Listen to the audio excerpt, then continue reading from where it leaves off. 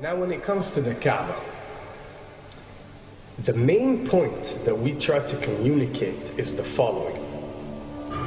In Islam or in the Quran, God teaches that if all mankind and if all the jinn combine to sin and move away from God, then God doesn't lose one atom's worth of his kingdom.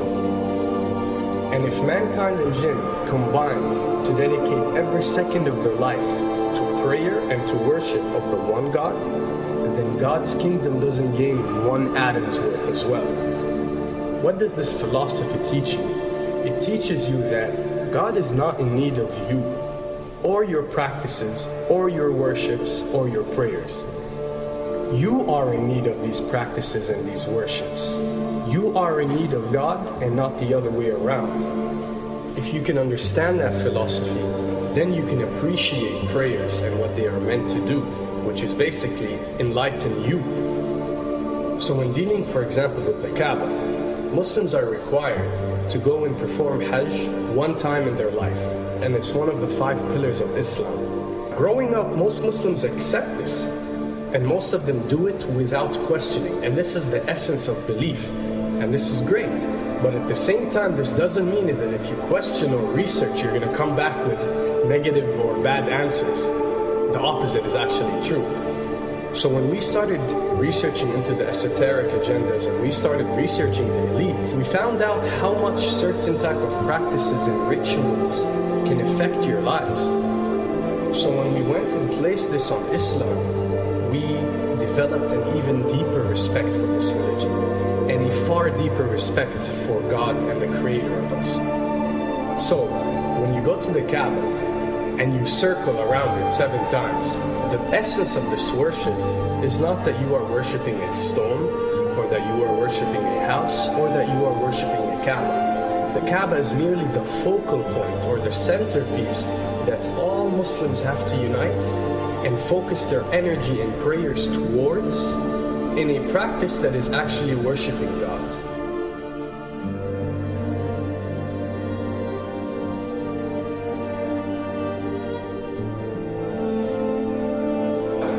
Now, going in circles counterclockwise does not break you away from time and space. But the fact that the energy of the Kaaba is the strongest energy on earth and it flows counterclockwise, by you flowing in correlation with this energy, you are uplifting yourself. You are reaching spiritual levels that you rarely do experience anywhere else on earth. And the fact that you got to do it 7 times, and we are taught that there are 7 skies or 7 samawat or 7 spiritual planes, then one can discover that each circle breaks you through a spiritual plane spiritually, so you can reach the ultimate state of wisdom and spirituality. Does this mean that only Muslims can reach this level? Does this mean that if you're not Muslim you give up or you reject this information? Not at all. In essence, any one of you, regardless of what your faith is, if you are dedicating your worship and your journey to the one and only Creator and not anything created, then you are on a righteous path.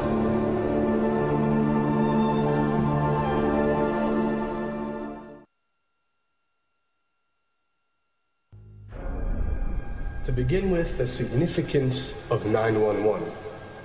What you have to understand, and what we are trying to explain, is that when dealing with extra dimensions, or when dealing with beings from extra dimensions like jinn, for example, or when dealing with the Illuminati, or the elite, or people that follow a certain type of esoteric agendas, although me and you communicate through words and letters, they have chosen a different type of language. And this is a cross-boundary type of language. This is a language that goes across the boundaries, understood by all. And this is the language of numbers and shapes. And this is why whenever you do research about these groups, you'll find out that they practice something called sacred numerology and sacred geometry. What does this mean? It means that each number is given a meaning. Each shape is given a meaning. A meaning is communicated whenever a shape is presented or a number is presented by these specific groups. I'm not talking about random people or random groups. We're talking about specific groups that follow this type of agenda. When numbers are used, it signifies a certain type of meaning. When shapes are used, the same is followed. So, in their definition, in a numerological sense, 10 is the Alpha and the Omega, or the God. 11 is a step above God. 101 is a step above God. 911 or 911 is the skipping of God. It is the ultimate challenge. It is going from number 9, which has a specific meaning, to number 11 without going through 10. It's skipping God. So it's no coincidence that this event that we call 911 today took place on 911. It is the ultimate challenge. So now that we understood what 911 means, what other practice do we do that deals with 911? Calling a number whenever you are in an emergency. Now, creating an institution that helps people whenever they are in need of help and whenever they are experiencing an emergency is fine. There's nothing against it. There's no religion, there's no logical person on earth that will tell you this is wrong. But when you understand how sinister that these elite are and the way they work on a level that's way beyond what you think. So the fact that when you're experiencing an emergency or when you are in need of help, you have to pick up a phone and dial 911, which is the ultimate numerological definition of skipping God, then you'll understand how these people work.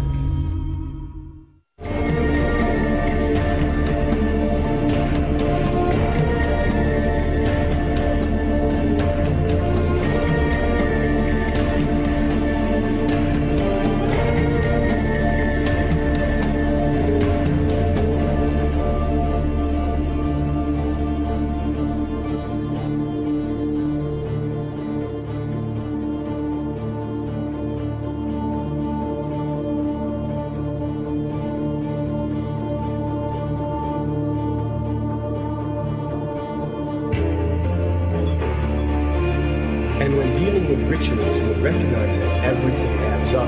For something to be a ritual, everything has to be in place, everything has to be perfect. And my advice is, if you want to recognize that something is satanic, it has to add up in all sense. The numbers have to add up, the shapes have to add up, the event has to add up, it has to have one general meaning. The pieces of the puzzle fit perfectly. That's when we recognize when something is ritualistic or satanic.